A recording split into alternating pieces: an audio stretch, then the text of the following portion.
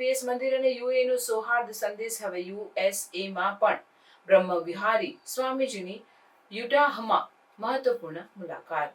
BAPS Hindu મંદિર અને યુએઈનો સંદેશ વિશ્વભરમાં સમરસતા અને સૌહાર્દનું પ્રતીક હવે યુએસએમાં પણ વ્યાપી રહ્યું છે. તાજેતરમાં બ્રહ્મ વિહારી સ્વામીજી યુટાહમાં the church of Jesus Christ of latter day સેન્ટ્સના નેતાઓ સાથે મળ્યા. આ મુલાકાતનો મુખ્ય ઉદ્દેશ વૈશ્વિક શાંતિ, માનવતાવાદ અને ધર્મો વચ્ચેના સહયોગને પ્રોત્સાહન આપવાનો હતો.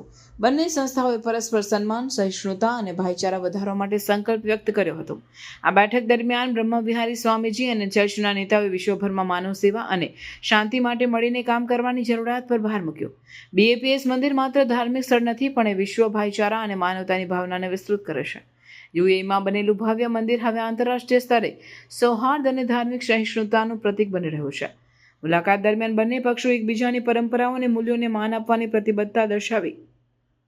તેમણે જણાવ્યું કે વિવિધ ધર્મો વચ્ચે સંવાદ અને સહયોગ દ્વારા જ વિશ્વમાં શાંતિ અને સમૃદ્ધિ લાવી શકાય. બીએપીએસ મંદિર અને યુએઈનો સંદેશ યુએસએમાં પણ લોકોમાં એકતા અને પરસ્પર સમજણ વધારવામાં મદદરૂપ બનશે.